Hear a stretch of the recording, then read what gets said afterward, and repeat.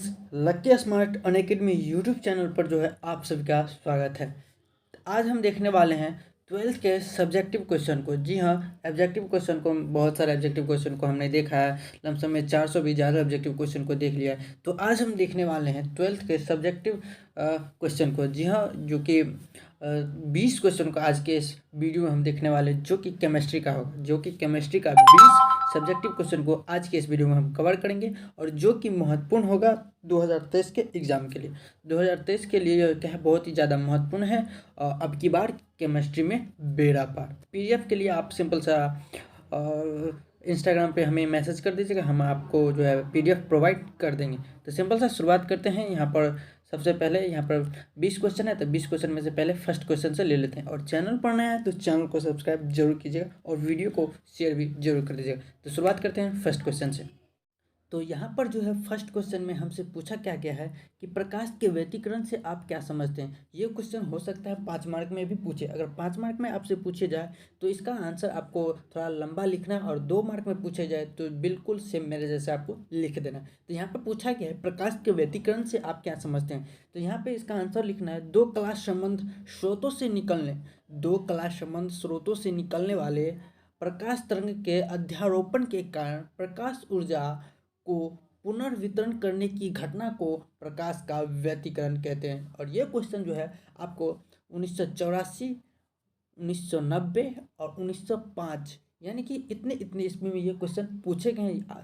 सबूत के तौर पे आपको यहाँ पर दिखाई दे रहा है कि ये सारा जो क्वेश्चन है बहुत ही ज़्यादा इंपॉर्टेंट है। इन तीनों क्वेश्चन को भी आप पहले बात यहाँ से देख लीजिएगा कि प्रकाश के व्यतिकरण से क्या समझते हैं, प्रकाश के व्यतिकरण के लिए आवश्यक शर्तें, प्रकाश तरंग के रचनात्मक विनाशी व्यतिकरण की व्याख्या कीजिए। ये भी क्वेश्चन बहुत ही ज़्यादा इंपॉर्टेंट है। तो भले आपको पता चल गया होगी प्रकाश के व्यतिकरण से आपको क्या समझते हैं। तो इसका आंसर लिखना है, तो दो कला संबंध स्रोतों से निकलने वाले प्रकाश तरंग के अध्यारोपण के कारण प्रकाश ऊर्जा को पुनर्वितरण की घटना को प्रकाश का व्यतिकरण कहते हैं। पीडीएफ के लिए आपको सिंपल सा इंस्टाग्राम पे हमको मैसेज कर देना है, आपको जो है पीडीएफ प्रोवाइड कर दिया जाएगा। आपको जो है लिंक डिस्क्रिप्शन में मिल जाएगा। तो सिंपल से आप देखते हैं दूसरा क्वेश्चन।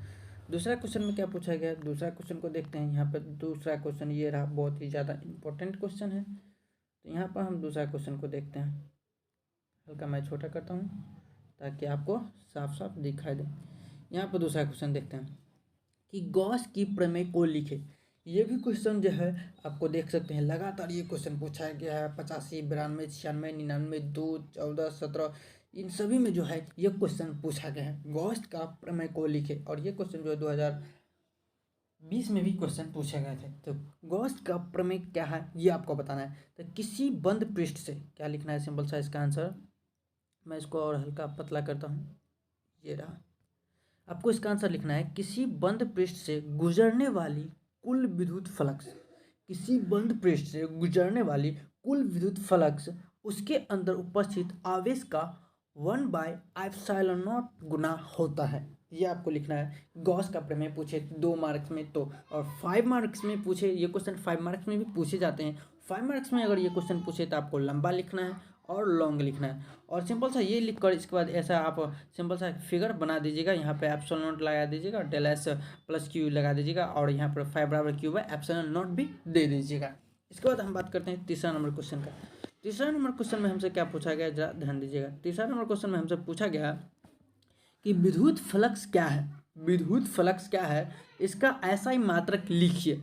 विद्युत फ्लक्स क्या है और इसका सिंपल सा हमको क्या लिखना है, ऐसा ही मात्रक लिखना है। विद्युत फ्लक्स क्या है और इसका ऐसा ही मात्रक क्या होगा, ये आपको सिंपल सा लिखना है। मैं हल्का बड़ा करता हूँ और देखता हूँ। ये भी क्वेश्चन 2018, 19, 20, 21 में ये क्वेश्चन पूछे गए हैं।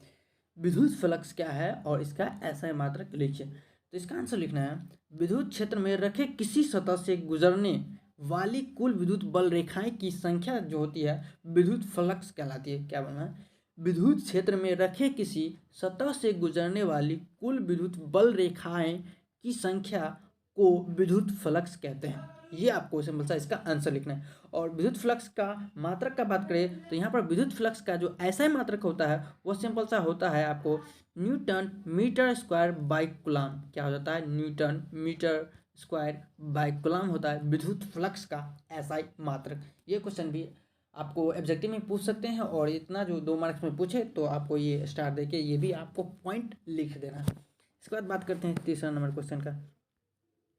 तीसरा नंबर क्वेश्चन में क्या पूछा गया देखते हैं तीसरा नंबर क्वेश्चन, और यहाँ पर हम जाते हैं और तीसरा नंबर क्वेश्चन ये रहा। आपको तीसरा नंबर हो गया था। चौथा क्वेश्चन देखते हैं।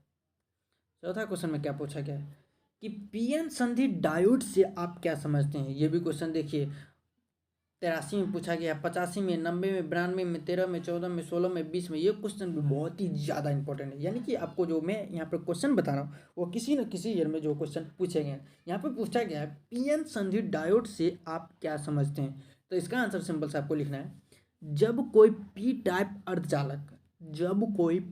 अर्धचालक को एन टाइप अर्धचालक के संपर्क में रखा जाता है तो वैसे ही व्यवस्था को पीएन जंक्शन डायोड या फिर पीएन संधि डायोड कहते हैं। क्या लिखना है, जब कोई पी टाइप अर्धचालक को एन टाइप अर्धचालक के संपर्क में रखा जाता है, पी टाइप अर्धचालक को एन टाइप अर्धचालक के संपर्क में रखा जाता है तो उसी व्यवस्था को हम लोग जो है पीएन संधि डायोड या पीएन जंक्शन डायोड कहते हैं। आपको इतना लिख देना है।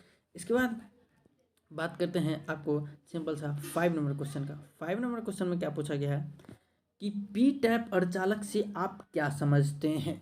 पी टाइप अर्धचालक से आप क्या समझते हैं। इसका आंसर आपको सिंपल सा लिखना है कि जब नेज अर्धचालकों में, सिंपल सा आपको लिखना है, जब नेज अर्धचालकों में त्रिसंयोजी अशुद्धि मिलाए जाते हैं तो पी टाइप अर्धचालक प्राप्त होता है। इसे बोल सकते हैं पी टाइप अर्धचालक में बहुसंख्यक वाहक होल्स तथा अल्पसंख्यक वाहक इलेक्ट्रॉन होते हैं। और ये पॉइंट जो है आपको बहुत ही ज़्यादा इंपॉर्टेंट है। आपको पीएन संधि डायोड पूछे, कुछ भी पूछ दे अगर 2 नंबर क्वेश्चन या 5 नंबर क्वेश्चन में पी टाइप के बारे में, तो ये आपको जो है इंपॉर्टेंट लाइन है। आप इसे कहीं पर भी लिख सकते हैं कि पी टाइप अर्धचालक बहुसंख्यक वाहक होल्स कहलाते हैं तथा अल्पसंख्यक वाहक जो है इलेक्ट्रॉन कहलाते हैं। वैसे आपको इसका आंसर लिखना है कि जब नेज अर्धचालकों में त्रिसंयोजी अशुद्धि को मिला दिया जाता है तो पी टाइप अर्धचालक प्राप्त होते हैं। इस तरीके से आपको इसका आंसर लिखना है। इसके बाद बात करते हैं 6 नंबर क्वेश्चन का। 6 नंबर क्वेश्चन में क्या पूछा गया ध्यान दीजिएगा, और ये भी क्वेश्चन बहुत ही ज़्यादा इंपॉर्टेंट है। 1920, 2003, 10, 20 देखिए कितना सारा, यानी कि बहुत सारे इसमें ये क्वेश्चन पूछे गए हैं। क्या है कि एन टाइप अर्धचालक से आप क्या समझते हैं। ऊपर मैंने देखा पी टाइप अर्धचालक, वैसे ही आपको जस्ट उसका अपोजिट कर देना है। और सिंपल सा यहाँ पर जो हो जाएगा, ये जो इन लाइन है बहुत ही ज़्यादा इंपॉर्टेंट है। ये लाइन आपको याद रखना है हमेशा कि एन टाइप अर्धचालक में बहुसंख्यक वाहक इलेक्ट्रॉन तथा अल्पसंख्यक वाहक होल्स कहलाते हैं। पी टाइप अर्धचालक में क्या था कि पी टाइप अर्धचालक में जो है बहुसंख्यक वाहक क्या कहलाते थे, होल्स, तथा अल्पसंख्यक वाहक क्या कहलाते थे, इलेक्ट्रॉन। लेकिन एन टाइप अर्धचालक में है बहुसंख्यक वाहक इलेक्ट्रॉन कहलाते हैं तथा अल्पसंख्यक वाहक होल्स कहलाते हैं। जस्ट उसका अपोजिट है। एक याद कर लीजिएगा तो आपको एन टाइप पी टाइप दोनों याद हो जाएगा। तो इसका आंसर लिखना है, जब नेज अर्धचालकों में पथ संयोजी अशुद्धि मिलाई जाए तो एन टाइप अर्धचालक कहलाते हैं। तो सिंपल सा आपको लिखना है, पी टाइप में क्या किया था, हमें त्रिसंयोजी अर्धचालक को मिलाया था, और एन टाइप में क्या करना है, पथ संयोजी अशुद्धि को मिलाना है, और जिससे हमें एन टाइप अर्धचालक प्राप्त हो जाएगा। यही इसका आंसर हो जाएगा। इसके बाद बात करते हैं 6 हो गया 7 नंबर क्वेश्चन को। 7 नंबर क्वेश्चन को देखते हैं। वीडियो को ज़्यादा लंबा नहीं करेंगे, 10 तक क्वेश्चन को देख लेते हैं। इसके बाद आपको नेक्स्ट पार्ट में मिल जाएगा। यह पार्ट 1 है और पार्ट 2 में भी आपको मिल जाएगा। तो यहाँ पे है कि विद्युत द्विध्रुव आघूर्ण क्या है, इसका ऐसा ही मात्रक लिखे। तो सबसे पहले आपको ऑब्जेक्टिव में ये भी पूछ सकता है कि विद्युत द्विध्रुव आघूर्ण का ऐसा मात्रक क्या होता है। तो सिंपल सा बताना है, इसका ऐसा मात्रक सेंटीमीटर होता है। और ये क्वेश्चन 2014 और 15 में क्वेश्चन पूछे गए हैं। चैनल पर नए हैं तो चैनल को सब्सक्राइब, वीडियो को लाइक और शेयर भी जरूर कर दीजिएगा। आपको पीडीएफ चाहिए तो इंस्टाग्राम आपको डिस्क्रिप्शन में लिंक मिल जाएगा, वहाँ पर जाके हमें कमेंट कर दीजिएगा। तो क्वेश्चन है यहाँ पर कि विद्युत द्विध्रुव आघूर्ण क्या है, इसका ऐसा मात्रक। तो आवेश के परिमाण तथा उसके मध्य के बीच की दूरी के गुणनफल को विद्युत द्विध्रुव आघूर्ण कहते हैं। बहुत ही ज़्यादा सिंपल है। आवेश के परिमाण तथा उसके मध्य के बीच, एक आवेश होता है, एक परिमाण होता है। तो आवेश के परिमाण तथा उसके मध्य के बीच जो दूरी के गुणनफल को हम लोग क्या बोलते हैं, विद्युत द्विध्रुव आघूर्ण बोलते हैं। बहुत ही ज़्यादा सिंपल है। 8 नंबर क्वेश्चन को देखते हैं। 8 नंबर क्वेश्चन में क्या है, देखिए ये क्वेश्चन भी ज़्यादा इंपॉर्टेंट है, कई बार ये क्वेश्चन पूछे गए हैं, रिपीट किए गए हैं 2009, 20, 21, 22। यहाँ पर आप देख सकते हैं कितना बार ये क्वेश्चन को ऐसे मतलब पूछा गया। तो लेंज के नियम लिखें। लेंज का नियम क्या है ये आपको सिंपल सा लिखना है। तो जब किसी कुंडली से संबंध चुंबकीय फ्लक्स में परिवर्तित होता है, क्या लिखना है, जब किसी कुंडली से संबंध चुंबकीय फ्लक्स में परिवर्तित होता है तो कुंडली में विद्युत वाहक बल प्रेरित हो जाती है।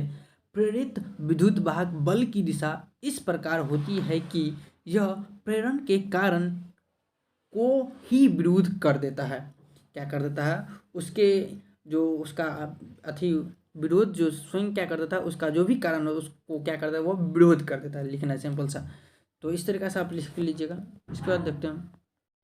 तो सिंपल सा यहाँ पर जो है 9 नंबर क्वेश्चन में हमसे पूछा गया फ्लेमिंग का बाएं हाथ का नियम क्या है। तो फ्लेमिंग का जो बाएं हाथ का नियम आपको बताना है। तो सिंपल से यहाँ पे आपको इसका आंसर लिखना है। और ये क्वेश्चन देख सकते हैं कि आपको जो क्वेश्चन है ये 2020 में क्वेश्चन पूछा गया। देख सकते हैं यहाँ पर 2020 में यह क्वेश्चन पूछा गया। तो सिंपल से हम देखते हैं इस क्वेश्चन का क्या होगा आंसर। तो इसका आंसर होगा, इस नियम के अनुसार अपने बाएं हाथ की उंगलियों, यह क्वेश्चन जो है आप 10th में पढ़े होंगे कि फ्लेमिंग का बाएं हाथ का नियम क्या है, फ्लेमिंग का दाएं हाथ का नियम क्या है। तो वही आपको अगर याद है तो उसमें थोड़ा और लंबा कर दीजिएगा और उसे लिख दीजिएगा। तो फ्लेमिंग का बाएं हाथ का नियम क्या है, तो सिंपल सा इसमें लिखिएगा, इस नियम के अनुसार अपने बाएं हाथ की उंगलियों इस प्रकार से फैलाएं। इस नियम के अनुसार अपने बाएं हाथ की उंगलियों को इस प्रकार से फैलाएं कि तर्जनी, अंगूठा और माध्यमा तीनों एक दूसरे पर लंब हो। तो अंगूठा चुंबकीय बल की दिशा को, तर्जनी चुंबकीय क्षेत्र की दिशा को तथा माध्यमा चुंबकीय धारा की दिशा को बतलाता है। सिंपल सा इस तरीके से लिखना है। सिंपल सा लिखना है कि इस नियम के अनुसार बाएं हाथ की तीनों उंगलियों को इस प्रकार फैलाते हैं कि तर्जनी, अंगूठा और माध्यमा जो है तीनों एक दूसरे पर लंब हो जाता है। अंगूठा चुंबकीय बल को और तर्जनी चुंबकीय क्षेत्र की दिशा को तथा माध्यमा जो है चुंबकीय धारा की दिशा को क्या करता है, सिंपल सा बतलाता है।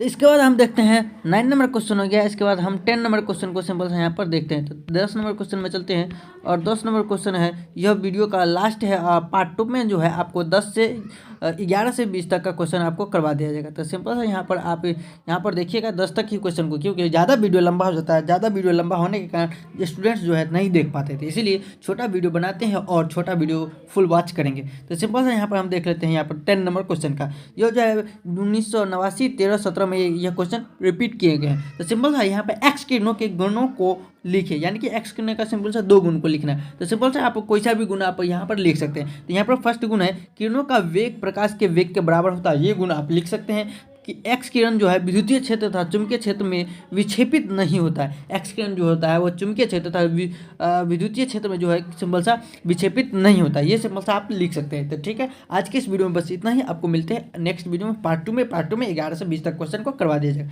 तो तब तक के लिए जय हिंद।